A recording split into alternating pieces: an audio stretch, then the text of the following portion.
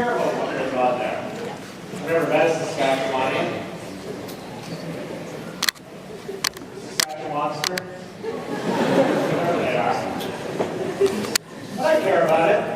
I guess, it's not really goes bad there. The Canadians should get involved. The question is, do the Germans feel that way about Greece? That's the question. Now, if you said back to me, letting Saskatchewan or BC go to the dogs will actually hurt you in Ontario. Will actually hurt you. Then I might even be inclined more to say, you probably take care about the fish, the bears, the Aboriginal tribes. Because it's going to hurt me here in Ontario. And if I would say back to the German workers at BMW in Munich, those Greeks are spending incorrectly, and they're spending an awful lot of money, they're wasting an awful lot, but allowing Greece to go under will actually hurt you. Do you think maybe we should pour more money into that? They might say, okay. Logic of spillover, my friends. Not a logic of love. Our union is a logic of rationality, not a logic of love. It's or partially love. Or it's a mixture. More questions? Yeah, glasses. Yeah. Loud, I can't hear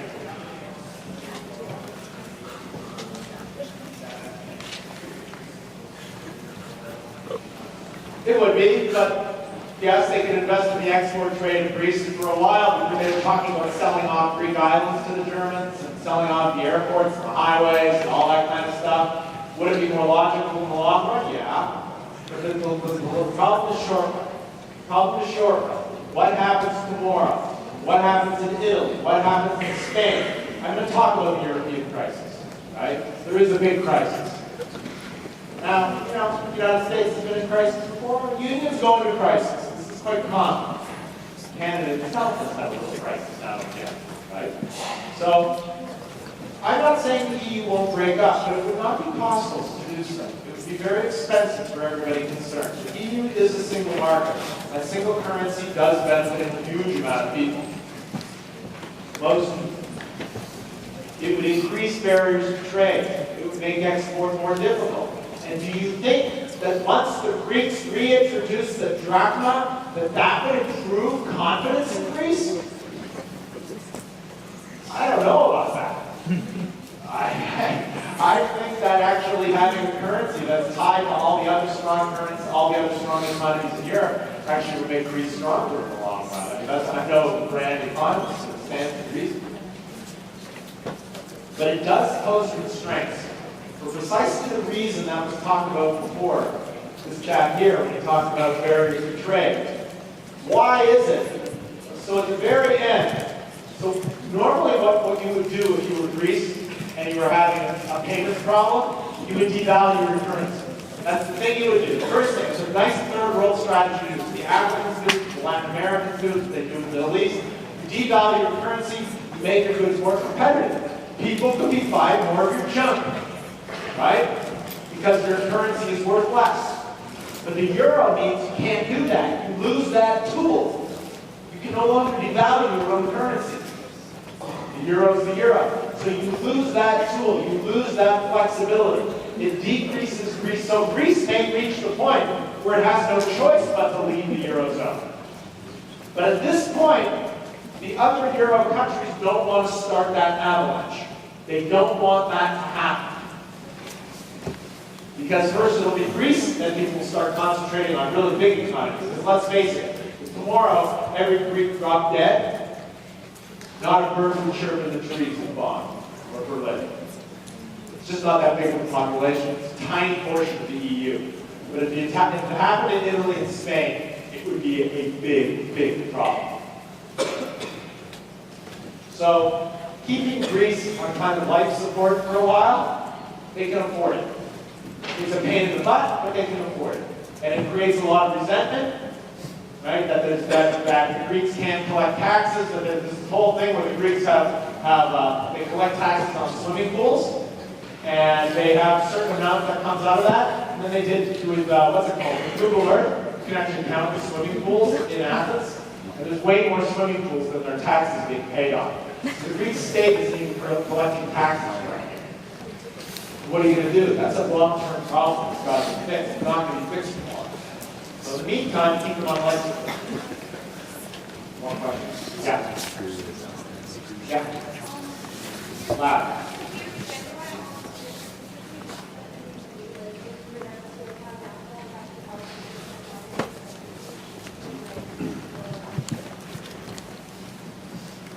The big difference between NAFTA and the EU. There are a number of them. In the first place, in its creation, Canada and the United States were on roughly equal levels, and Mexico was on a much lower level, I thought. I don't think it matters, but it doesn't matter as much as some left-wing economists say. After all, the EU, right? You have Romania in there, and you have Great Britain. The differences between Great Britain and Romania are great between parts of Canada and the United States and Mexico. Right? So, economics tells us, under conditions of free trade, mostly that the areas tend to even out over time. Sometimes it takes a while, and sometimes it takes government policy, and I don't want to get into that whole debate, but I don't think that's the biggest problem. The biggest problem is that the EU are two others, and I mentioned one of them already. The EU is a customs union. That is to say, they have a common tariff for third-party products. NAFTA is not that. An article from China will come into Canada with one set of tariffs, into the United States with a second set of tariffs, and the United States with a third set of tariffs. And if you take a good from China into the United States, which is sometimes an input into a Canadian product, that then gets shipped to the United States, it's a nightmare. It's a nightmare of tariffs and overlapping tariffs, so it's not good. The second big thing is, of course, the institutional structure. There's nothing like the European Court of Justice. We have the arbitration panels, but they don't really work that well. There's nothing like the institutional upper-level structure, which is over and above. We don't elect a North American parliament. We don't have a North American commission. We don't have a North American currency. We don't have any of the kind of things which would lead to significant spillover. What we have is a huge amount of trade. And we also have, let's face it, I know you don't want to hear this, a giant amount of cultural spillover. I mean, it's obvious. It's obvious. Our accents, the television we watch, the clothes we wear, our reference, I mean, all that stuff is all North American. We have a North American culture. And believe it or not, you know, I really hate this, when Europeans come to Toronto, they can't tell the difference. They don't know the difference between Canada and the United States. It doesn't, of course, when we do it, I can feel it immediately. When I go to my country house in Quebec and I go into Vermont, you just feel it immediately. But that's Canadian, that's not outside. Yeah, you want to follow up?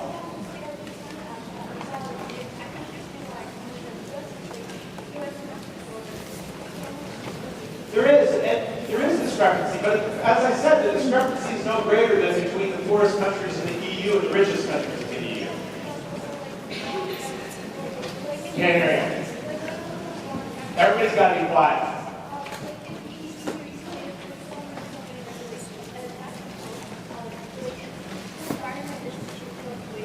Now, it actually benefits the Mexicans, weirdly enough. It benefits the economy. I'm not saying it benefits the babies. It benefits the economy, weirdly enough. Just to give you the idea, I lived in San Diego most of my life, right? So I've been going to Tijuana to get drunk since I was 12 years old. Because, that's Tijuana was like, they just didn't care. And there was no, in the old days, there was no passports, nobody cared, right? You would just go over and you would come back. I remember I was a group of 16-year-old guys in grade 10, we were coming back over the border, after visiting the tequila bar, we come back over, and some guy says, we're over, and the guy goes, where are you from? They go, US, and then some guy goes, hey dude, you forgot to check the guitar case. Right, of course, we were immediately pulled over, strip search, completely down to our skivvies. All by way of saying I had experience there. The weird thing is the richest part of Mexico is northern Mexico. It's very clear. Proximity to the United States, it's really, really clear, right? You would think that proximity to the United States and to that market hurt the Mexicans. They would immediately, you would expect the worst hurt to be in the closest proximity. It's not the case. You want to have one last one? I'll give you one. Yes, I know about that. Sorry? Yeah.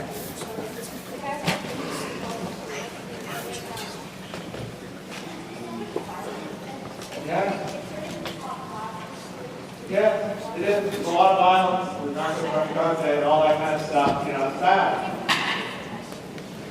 I know. I'm not saying Mexico's paradise. Let me assure you, it is not. I know it is not. I think I get Mexico's weaknesses. It has tremendous strength as well. Actually, Mexico's economy is doing very well right now. It's actually popping back. Even with all the violence, they figured out a way around some of the violence. There's a lot of corrupt violence, and the local governments are horribly corrupt. It's not just the local governments, the national government is horribly corrupt. The weird thing is corruption on its own does not destroy economic growth. It doesn't make it nice, believe me. That's the way it is. I know this is interesting topics, right? This idea of kind of integrating borders and getting beyond borders. That area, I mean, my best friend from high school, I played the basketball team, he eventually became a Methodist minister after being a Rhodes Scholar. He became a Methodist minister, and his first ministry was at Calexico, which is eastern California, right on the border. And that area in Calexico, the border doesn't exist. It's completely unreal. He goes back and forth between Spanish and English, like one after the other. It is a completely bicultural area. The fence exists, everybody gets around the fence. Right? The fence is bogus. I mean, it makes a difference in San Diego, but in Eastern California, it's made no difference whatsoever. Right? The coyotes get you over for $3,000, and everybody partakes in it. So, it's just the way it is. I'll take one last question, because I do have to push on. Yeah. I'm going to come to that in a minute. Yeah.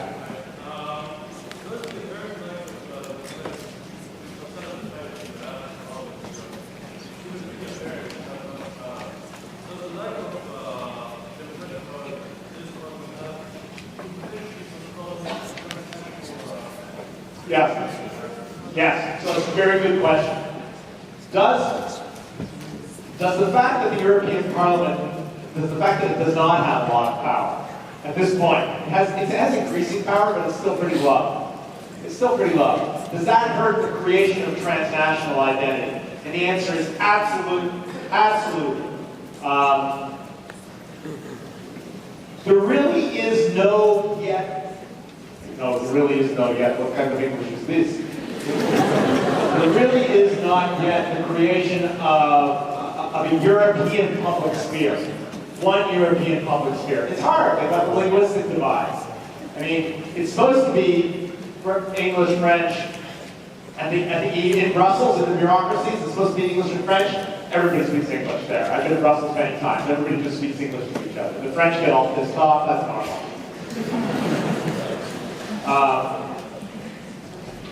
So it's hard. Can you imagine at all these councils, they have the translations, and someone gets up and speaks in Estonian, and they've got to end up in Portuguese at the end. Right? And so how many Estonian Portuguese translators are there? Well, there's not. So they go from Estonian into English, then English into Portuguese, and you can imagine the dog's dinner that you end up with. Right? Especially if there's an idiot, right? It ends up like, running dogs, swimming in swamp water, that kind of thing, right? So it's a problem. It's a big problem. But it's not an unsolvable problem. After all, we have biculturalism in Canada. And it doesn't mean that people can't have a sense of loyalty to the whole. As a matter of fact, it might even make the whole project more appealing. That you can join the EU without losing your national culture. You can join as a Slovenian or an Estonian. Any Estonians in here? Right? Down where? You gotta wait. Okay, how many people live in Estonia? Oh, like 1.2 million? No way. No way. Look it up. CIA.gov. Look at the population page. 5 million. No way. It's like the population of Mississauga. It's an impossible language for food. I love Estonia. I've been there many times. It's a lovely place. The Estonians feel they can join Europe, be charter members of the EU, and even have the presidency of the EU without losing Estonia. And that would be an easy thing to do. You could just drown it in all kinds of other cultures. And no one would ever want to speak this impossible language. Okay, let's push on. So you have the single market. How are we doing on time? We're doing excellent. Excellent. You have the single market created in 1986. You have the gradual creation of the euro from 1995 and then banknotes in 2002. That simply refers to the fact that the currencies were pegged to each other in 1995. And then you actually had the issuing of banknotes.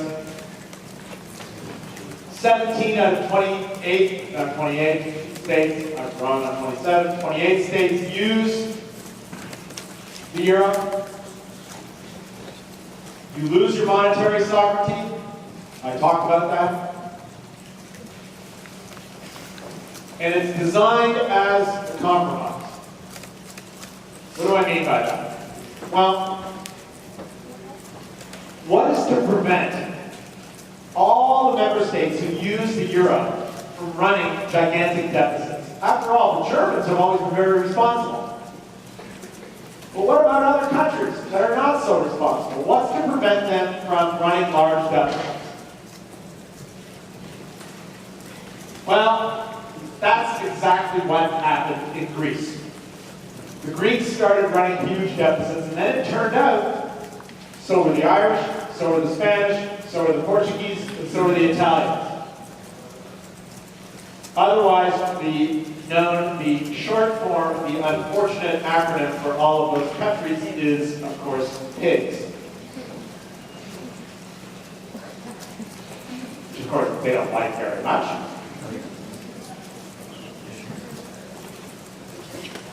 So I've already dealt with this question. The question is one of solidarity and interest. Do German workers wish to pay for Greek pensions or to have Greece go bankrupt? That's a toughie. That's not such a simple question to answer.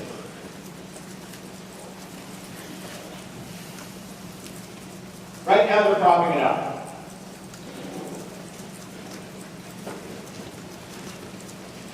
But this is a design flaw of the euro.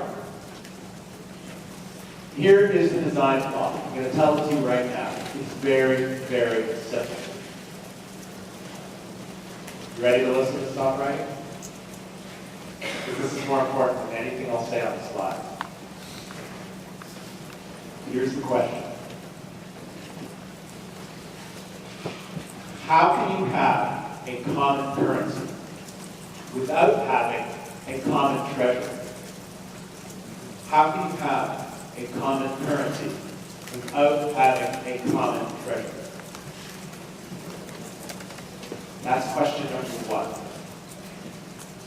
How can you have a common currency without having a common treasury? And question number two, how can you have a common treasury without having a common budget?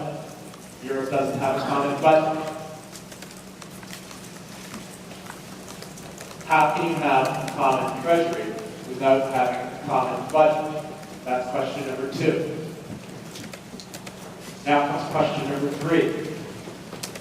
How can you have a common budget unless you have a common parliament? That's what parliaments do. Parliaments spend money. That's 95% of what parliaments do. They tax and they spend. Europe does not tax, it does not spend. Spending goes on at the national level. There is no common treasury. There is no common budget. There is no real common parliament. But they have a common currency. There is the law. How do they get around this law?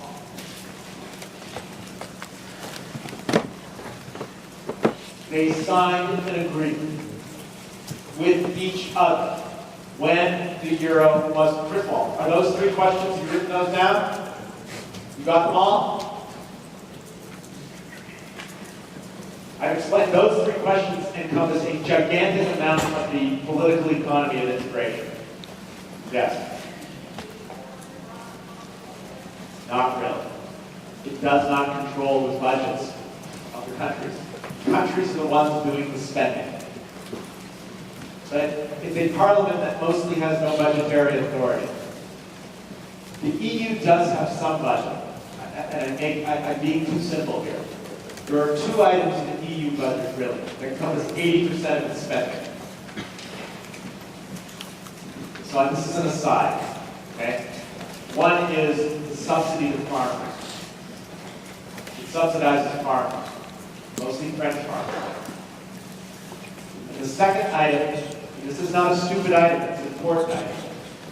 This is the other 40%. So that's 40%. The other 40%, they give money to poor regions of Europe. So that is to say, the Germans and the Dutch give money to Europe to pass out to French farmers and poor Poles and Romanians. But apart from that, there is no other budget in Europe. All things to do with welfare and education and criminal law and all that stuff. Building of prisons and housing and all that stuff that governments do. Healthcare, that's all done by national governments. How can you have a common currency without a common treasury? How can you have a common treasury without a common budget? How can you have a common budget without a common real parliament? How do they get around this design flaw? They signed an agreement. The agreement said each member state will run a budget deficit each year of no more than 3% of its gross domestic product. Each member state that signed this will run a deficit each year of no more than 3% of its gross domestic product. The first countries to violate that rule were France and Germany. Way back when. Almost immediately after they signed it. But they only violated it a little bit. The Greeks really violated and falsified their statistics for years. As a matter of fact, I had a deeply embarrassing position because of this. Until recently, and it won't surprise you to know why until recently, every year, in order to earn a little bit of extra money to take my family on a vacation, I did all the updates for the yearbook encyclopedia. I was too embarrassed that I did this, so I never listed on my CV. For professors, encyclopedias are considered crap. So I did all the yearly updates for all the West European countries. So I would basically, in November, I would hold myself up in my office every Sunday for like 3 or 4 Sundays in a row, get all the information on all these countries, and write little, 300-word updates. What happened in the last year? And for years I was saying, Greece is doing okay. The Eurostat data says Greece is doing okay. And all of a sudden, all the Eurostat data was totally falsified. And I had my name on all those articles. Well, I don't sit and rummage around in the Greek Statistical Administration. That's not my job. I was relying on the official statistical service of the European Union. It was also being bullshit. So what? So they never asked me to write those. They asked me, well, years ago, they stopped asking me to write them. I said, that's probably okay.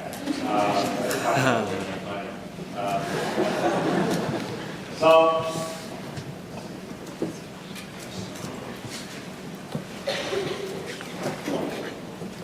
that is to say, all of these countries signed on saying, we promised not to run large deficits. And the Greeks said, if you've seen Animal House, oops, you fucked up, you trusted us. I mean, sorry. Sorry. Yeah.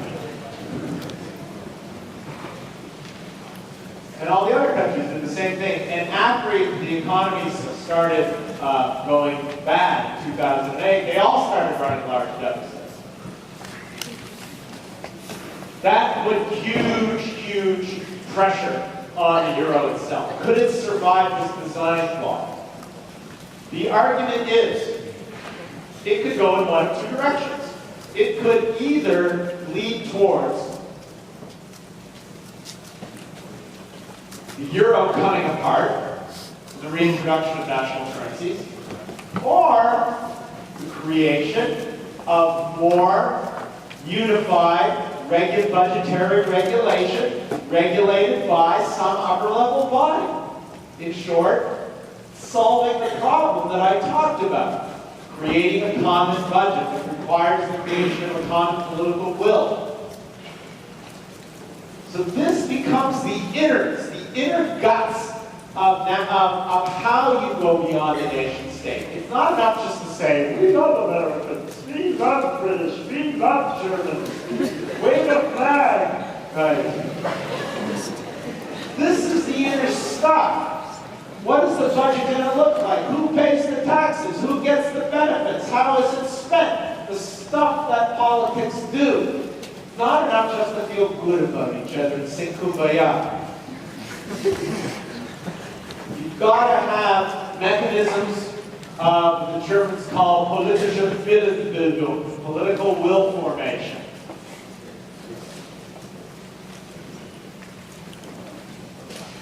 So you end up with debt, and more debt. This is as of last year. I couldn't even find the recent numbers, and I don't even believe them all anymore. It's just a lot.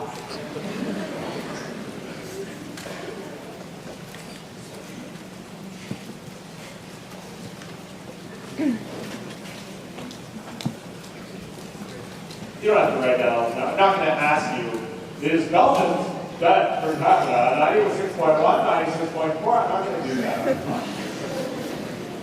You just see there's a lot. So you have this kind of incomplete transfer of sovereignty. Even European elections, as you yourself brought up there talking about the parliament, they're not, they're not really, if you look at the elections, European elections themselves, although you're electing people to the European Parliament in Strasbourg, they're really about local politics in each country. If you like your national government in France, you'll vote for the party that corresponds at the European level to your local French government's party. If you don't, you'll vote for the other party. Foreign policy. EU foreign policy. I like to joke about this. There are hundreds and hundreds of books written on something that doesn't really exist. There is EU foreign policy. There is some. But they don't really have an army. There are no European aircraft carriers. There are French and British aircraft carriers. But there is no EU army. There is a rapid reaction force that consists of 60,000 soldiers, but it's not very much. And they don't really use it very often. And they only use it for missions that are okayed by the United Nations. We all know about the United Nations never okays anything. You know, think about how the EU acted in Libya. It did nothing. There were EU countries that acted in Libya. The EU as a whole did not do very much. So you have EU foreign policy, which exists. The best part of EU foreign policy, let me tell you right now, the most effective part of EU foreign policy, and it's very effective, it's the following. They tell countries that are on its periphery, if you act nice, and you are democratic, and you have a market economy, and you're located pretty close to us, and you stop hammering on your minorities, and you treat your women well, and you have the rule of law, and you keep corruption within reasonable boundaries, we will let you in. We'll let you be a member. In short, EU expansion is EU's best form